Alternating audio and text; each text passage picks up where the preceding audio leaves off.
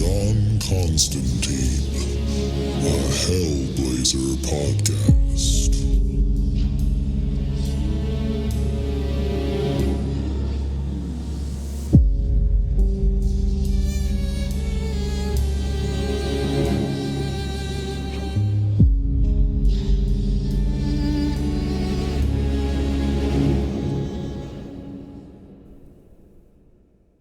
Hey there, everybody, and welcome back. Before we get into the episode, just want to let you know that this is the free version of the podcast, and all that means is that we are way behind where I'm at in Patreon. So if you are loving this podcast and you need more John Constantine in your life, definitely go check us out at patreon.com/planes, trains, and comic books and sign up for the Hellblazer tier, where you'll get access to the entire Hellblazer library that I've recorded so far. And also you'll get access to the exclusive episodes of the Planes, Trains, and Comic Books main podcast. So if any of that sounds good to you, definitely go over to patreon.com/planes, trains, and comic books, all one word, and sign up there. And with that out of the way, let's get into the issue. Today we are reading Hellblazer number 45. And just a little catch up on what's been going on. John Constantine has terminal lung cancer. He is trying everything he can to get out of that. He does not want to die. And over the last couple issues, he's met with some old friends. They couldn't really do anything for him. So finally, he came up with his own plan because he's John Constantine, damn it. So he's actually in the middle of his plan right now. The last issue stopped right as he called two of the kings of hell to him separately at different times and made some kind of deal with them.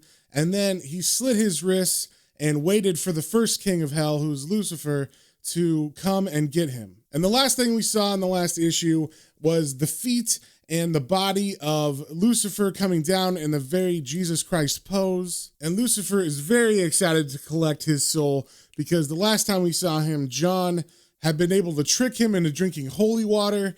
And that was very, very insulting to Lucifer, as you could imagine. So he has been wanting John's soul even more since then. So he's very happy to be here, and that is where we left off. So first things first, with issue 45, we got the cover here. We see there are a bunch of pieces of wood burning in the center of a room, I'm assuming, and the fire is roaring. And in the center of the fire, we see cut in, much like all the rest of the covers have a cut in, of John Constantine's face. And one thing that's cool is his eyes look like they're actually being lit from behind with the fire. So even though you can see kind of like a normal eyeball shape, it just looks like flames in the background behind him. And then, of course, he's John Constantine, so he's smoking. And we also see on the cover, this is written by Garth Ennis, with pencils by Will Simpson and inking by Tom Sutton. And we start off on the first page exactly pretty much where we left off. John has slit his wrists. He is about to die, and the first has come for him and is still in the Jesus Christ pose as blood drips down his body. And John is kneeling on the floor, and he's watching the blood pool below him from his own wrists, and the narration says, "Devil's blood pisses onto the floor across the room, an obscene splatter that eats at the floorboards and forms pools of the blackest night where it lies. I can see my face in the pools, and even though it's distorted to the point of mutilation, I keep my eyes on it. It's got to be better than looking at his." And as we turn the page, we get a full page splash of Lucifer, and he's looking exactly like Jesus. We see him from head to toe, and it's like Jesus on the cross, I should say. And blood is dripping from his nail holes in his hands and the nail holes that would be in his feet, and the feet are crossed over like it was on the cross. And he's naked other than like a little piece of cloth that's wrapped around his waist. And then we see he's also got like long hair like they always portray Jesus having. And we see the name of this issue is called The Sting, and this is Dangerous Habits Part 5. So after this dramatic entrance, Lucifer finally touches down onto the floor, and he's still like holding the pose somewhat, but he looks at John and he smiles and he says, "You have but minutes left, Constantine, and they will not be pleasant. Excruciating, I would imagine." And then John looks at him with contempt and says, "As bad as a guy full of holy water, huh?" The devil does not like that joke. He says, "You shall regret saying that. I promise you." And John doesn't care about these threats. He just looks the devil in the eyes and says, "Yeah, gonna send me to hell? I'm only getting my money's worth, pal, so you can sod off." And Lucifer looks at him and says, "Every minute of every day, I'll kill you, Constantine, over and over." And as Lucifer says this, something's going on in the room. The ambiance is changing a bit, but Lucifer doesn't notice it yet. But John does, because this is all part of his plan. And he looks at Lucifer and he says, I don't know, mate. You might have to join the queue.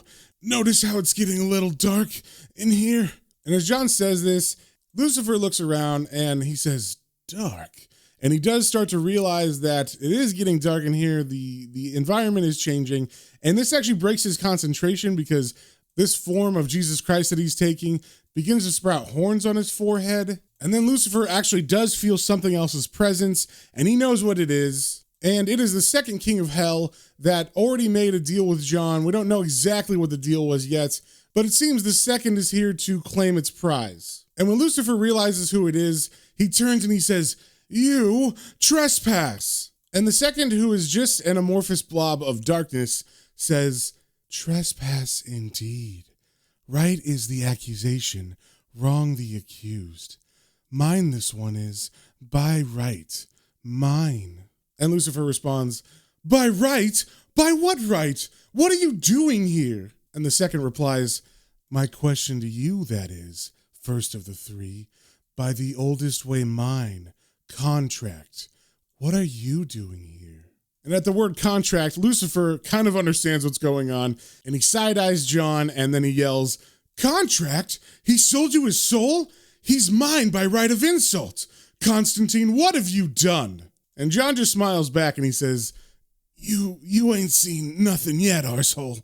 And at that moment, we hear a third voice come in and say, what's this? And this is the third king of hell, which we didn't actually see last time. In the last issue, John just described how horrifying it was, but he didn't actually describe the shape or anything.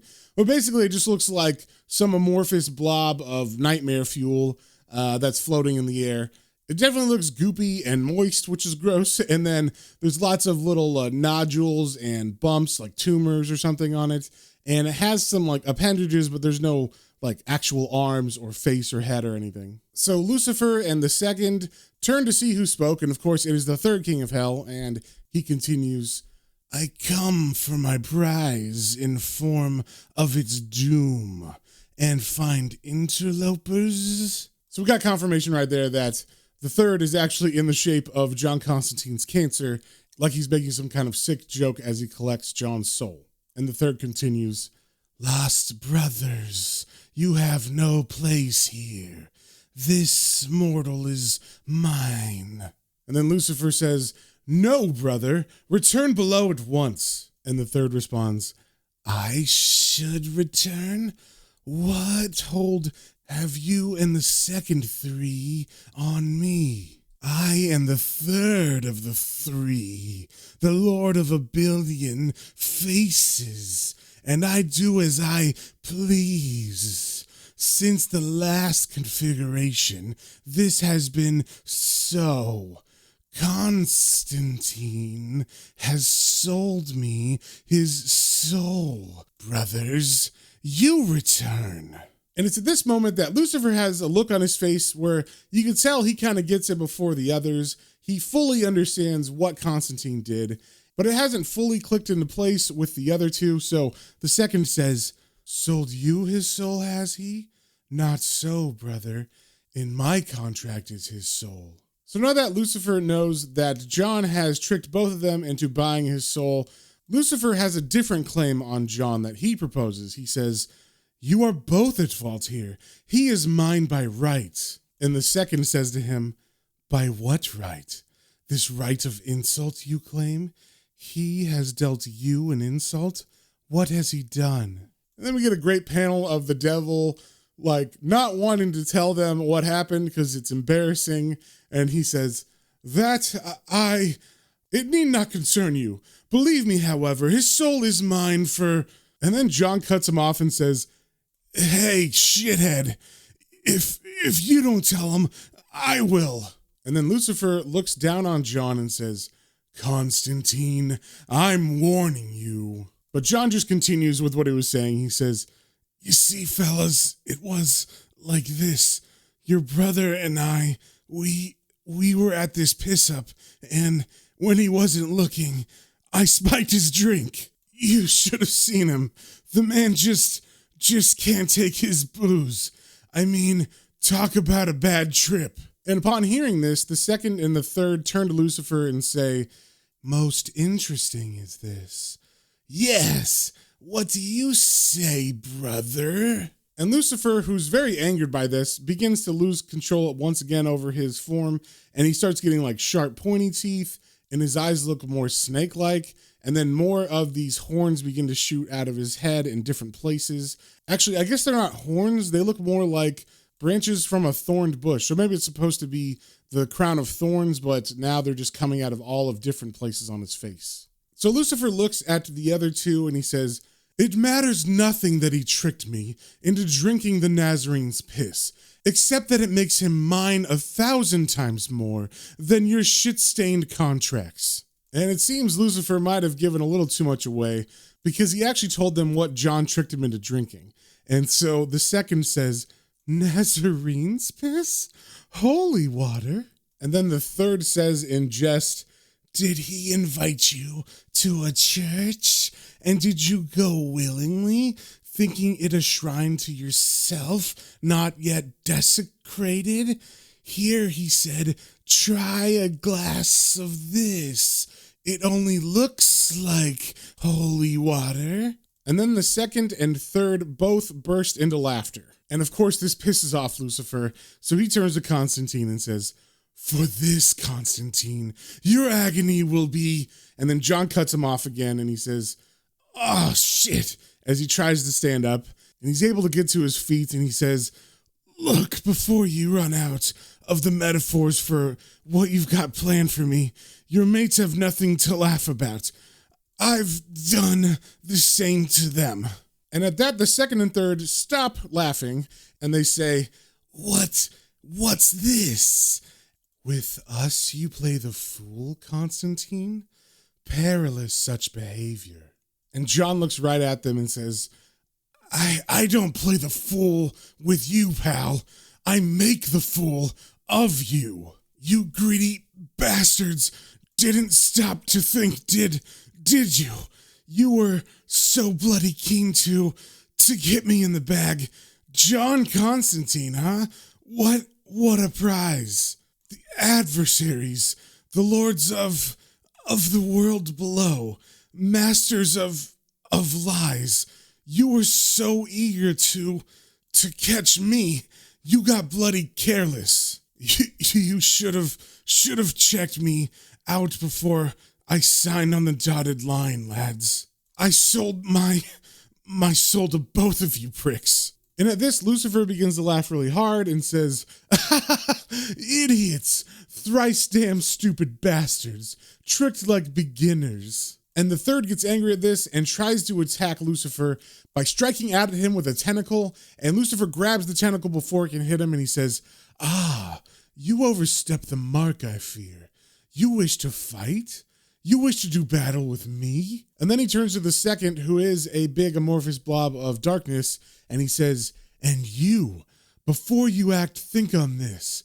I could become the light in that eternal darkness of yours with little effort. And to this, the second and third say that Lucifer should be careful too, because there's a balance between their powers, and Lucifer cannot overtake both of them together. And as they make that point, John cuts in and says, which brings us neatly to the next item on the agenda. You should have read the small print, fellas. One of your lot has a human soul due to him. He has to claim it.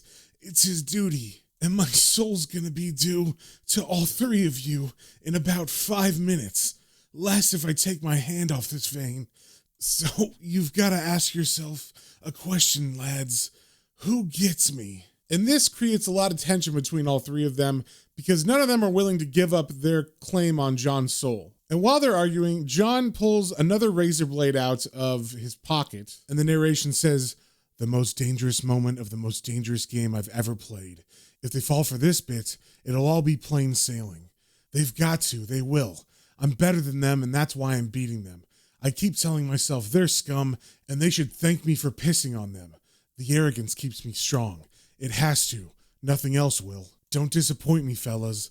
The line's in the water and there's a big, juicy worm on the hook. Come on, you bastards, bite. And while John's thinking this, they're still arguing. All three of them are constantly trying to figure out how they can get John for themselves, and they do not want to compromise and have any kind of alliance or anything to make this work. So they get to the point where they're basically at a stalemate, and the second actually comes up with the solution. He says, "To me it seems that Constantine's death is the problem, yes? Becoming clear it is that Constantine has done what no other mortal could. He tricked us. But quiet must lie our injured pride. In minutes, perhaps seconds, Constantine dies and his soul must be reclaimed. And claim it we must, and fight we must, and the victorious will be the Lord of hosts." So what he's saying there is, if Constantine dies, that's the issue, his death, because if he dies, we are bound by contract to take his soul, like we have to claim it. And if we do that, then we're going to go to war. And if we go to war, God will use that to his advantage to start his own war against hell, and we will all lose to heaven. And Lucifer does not like this idea. He says, "No, I will not be party to such action. I will not let him do that to us. We are the three." And then John interrupts by saying, Oi, lads. By now, I suppose you figured out what you'll have to do. Better get on with it.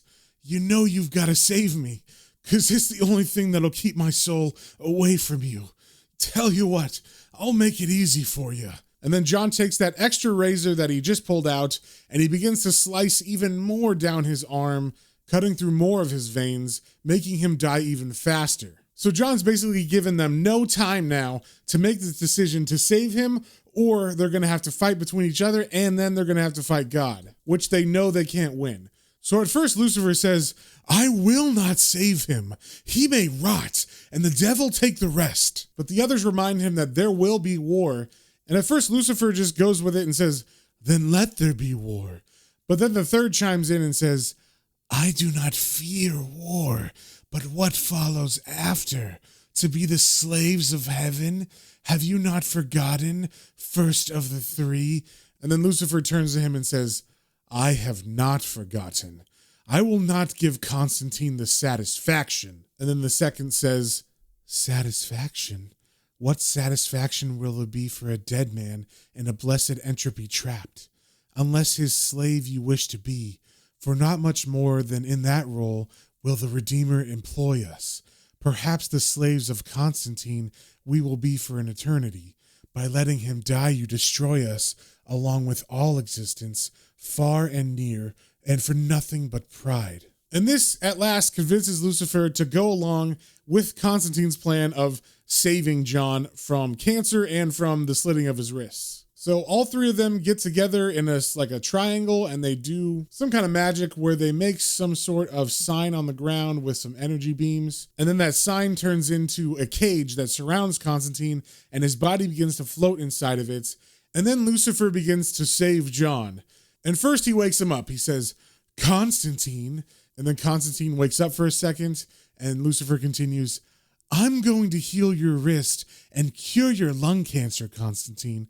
Believe me when I say I am going to make it hurt as much as possible. I hope you'll graciously allow me that small amount of pleasure in this moment of your greatest victory." And then Lucifer proceeds to reach into John's chest, and it's like his hands can kind of go through the skin, but he's just actually grabbing John's ribs, and he rips open John's rib cage. And we see that John is definitely in agony as he does this, and we get some narration from John that says, "I cannot scream. I want to scream so much, but I can't. He snaps my ribs one by one, and then wrenches my sternum out with a noise like a falling tree. He has to twist it at the end to sever some loose cartilage. Once he's pushed my heart up against my spine to keep it out of the way, he sinks his hands into the black tarry swamps that my lungs have become and incinerates them. He regrows and replaces everything, and that hurts 10 times as much for some reason. And almost as an afterthought, he seals up my butchered arm with a finger hotter than a welder's torch. And he doesn't smile once. He does all these things to me, and he doesn't even enjoy himself." And as Lucifer's finishing up, the third looks at John and says, "Did that hurt, Constantine? Believe it or not, Were the blood of the damned not already coursing through your veins, it would have hurt more. And then the second interjects, as it is, not finishes your cure. A little fine-tuning yet, I think. And Lucifer agrees with this, and immediately John's body bursts into flames, and his old body just practically melts. It's immolated, and then out of the ashes begins to rise a new body for John Constantine. And it basically looks the same as his old one. They don't show his butt, so I don't know if he still has the tattoo that Swamp Thing gave him when he possessed his body. But otherwise, he looks pretty much untouched and brand new. So Lucifer goes over to him and says, "Painful, John?" And John says, "Yeah, but nowhere near as bad as the knife I've just stuck in your pride, you wanker."